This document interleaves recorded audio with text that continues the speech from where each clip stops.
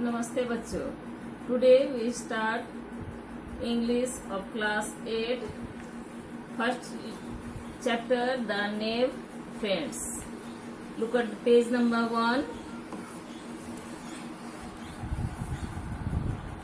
Unit 1A the knave friends. ये किससे लिया गया है? यहाँ पर देखो, the story naive friends translated from Munshi Premchand story नादान दोस्त is about a brother and a sister, Kesav and Syama, who are assumed to discover 3 eggs just above the cornice in their house. तो एग्जाम में पूछा जाता है कि नादान दोस्त किसकी कहानी है, ब्रदर सिस्टर का है या दो फ्रेंड्स का है? तो किसका है ये? Brother and sister. ब्रदर का नाम था केशव और उसकी सिस्टर थी श्यामा। और कॉर्निस के ऊपर में कितने एग्स थे, ये भी संख्या पूछा जाता है, कितने थे? 3 एग्स। अब हम नीचे में देखेंगे, a bird had laid eggs just above the cornice in Keshav's house. Both Keshav and his sister Shyama would watch the birds intently as they flew back and forth. First thing every morning, the two would come and stand in front of the cornice, rubbing their eyes, barely awake. The pleasure they drew from seeing the two birds was so great that they even forgot about the joys of milk and jalebi. Numerous questions rose in their minds. How big were the eggs? What color were they? How many? What did they eat? How would the chicks come out of them? What is the nest like? But there was nobody around to answer their questions. Ma had no time from the housework and Babuji from his books. The two children had to comfort themselves by asking and answering each other. अब हम इसमें जो important है वो देखेंगे। इसमें first line देखो, a bird had laid eggs just above the cornice in Keshav's house. तो ये ऑब्जेक्टिव में पूछा जाता है कि चिड़िया कहाँ पर अंडा दिया था, कहाँ दिया था? कॉर्निस इन केशव्स हाउस। आगे नेक्स्ट देखेंगे कि कौन सा ऐसा चीज था जिसे बच्चे देख करके क्या खाना भूल जाते थे। इस लाइन पर देखो, the pleasure they drew from seeing the two birds was so great that they even forgot about the joys of milk and jalebi. Next हम देखेंगे श्यामा। टेल मी भैया, will the chicks fly away as soon as they come out of the eggs? Next page. No, silly, Kesav would reply, proud as a scholar. First they have to grow wings. How would the poor things fly without wings? Syama. What would the poor bird feed her little ones? This was a tricky question even for Kesav to answer. A couple of days went by and the children's curiosity increased. They were eager to see the eggs.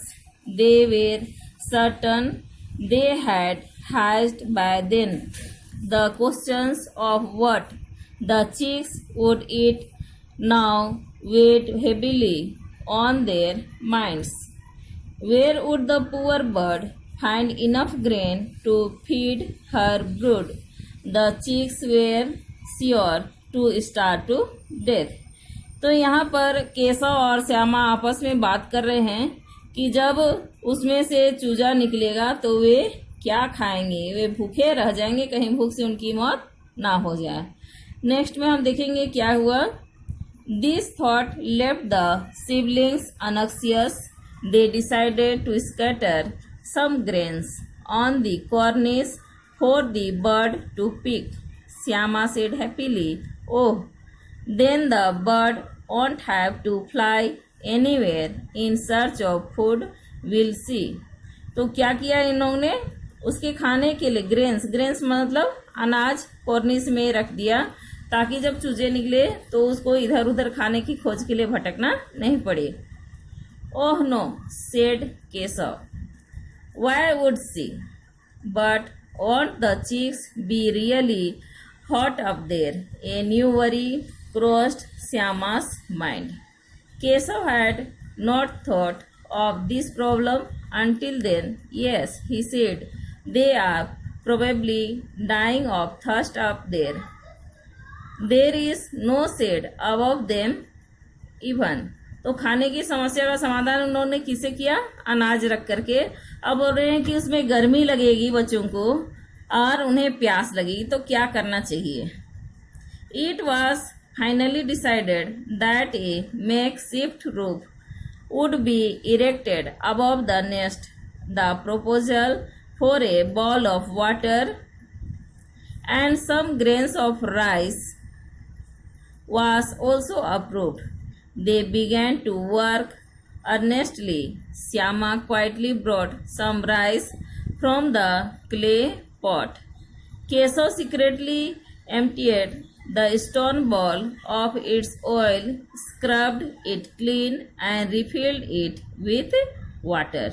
तो यहाँ पर यह भी पूछा जाता है कि जो वाटर था वो किस में रखा, स्टोन बॉयल, जिसमें कि तेल रखा रहता था. देहाती में क्या कहते हैं उसको, मलिया बोलते हैं. तो उसको ठीक से साफ करके उसमें पानी भर करके रख दिया.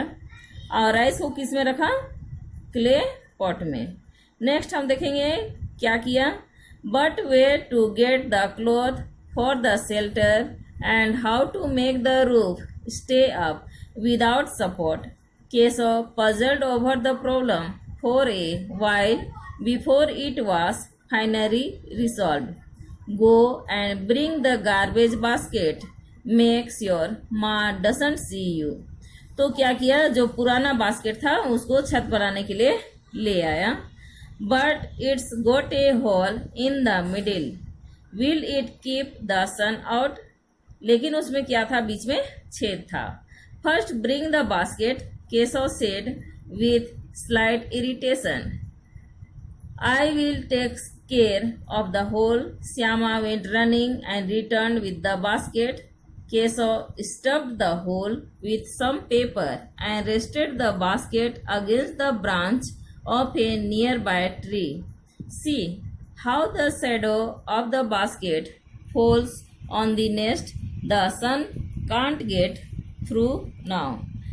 तो उन्होंने क्या किया, बास्केट को लकड़ी से इस तरह से टेक करके रख दिया, जो छेद था वहां पर पेपर डाल दिया. इस तरह से उन्होंने क्या किया, चूजों को छाया दिया. इसमें से जो भी टफ वर्ड होगा उसको आप क्या करेंगे, चूज करके अपने कॉपी में लिख लेंगे और फिर उसका वर्ड मीनिंग डिक्शनरी से देखेंगे. यहाँ पर क्वेश्चन है, where did the birds lay their eggs. तो अंडे कहाँ दिए थे, above the cornice. What made Keshav and his sister forget about the joys of milk and jalebi? क्या देख करके उनका जो खाने का मन था, जलेबी, मिल्क और जलेबी भूल जाते थे, क्या देखते थे, 2 birds.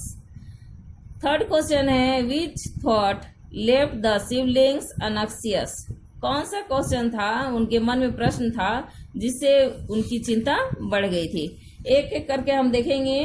पेज नंबर 1 में फर्स्ट का answer, where did the birds lay their eggs. यहाँ पर देखेंगे first line, a bird had laid eggs just above the cornice in Keshav's house. तो ये क्वेश्चन नंबर 1. नेक्स्ट क्वेश्चन हमारा क्या था, question number 2, what made Keshav and his sister forget about the joys of milk and jalebi.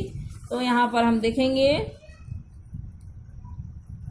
Question number 2, जहाँ हमने पहले underline किया था, the pleasure they drew from seeing the 2 birds was so great that they even forgot about the joys of milk and jalebi.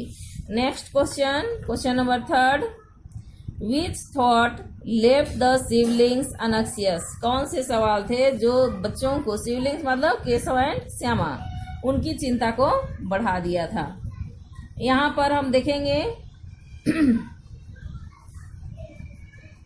जहाँ पर page number 2 लिखा हुआ है उसके बगल वाले पैराग्राफ में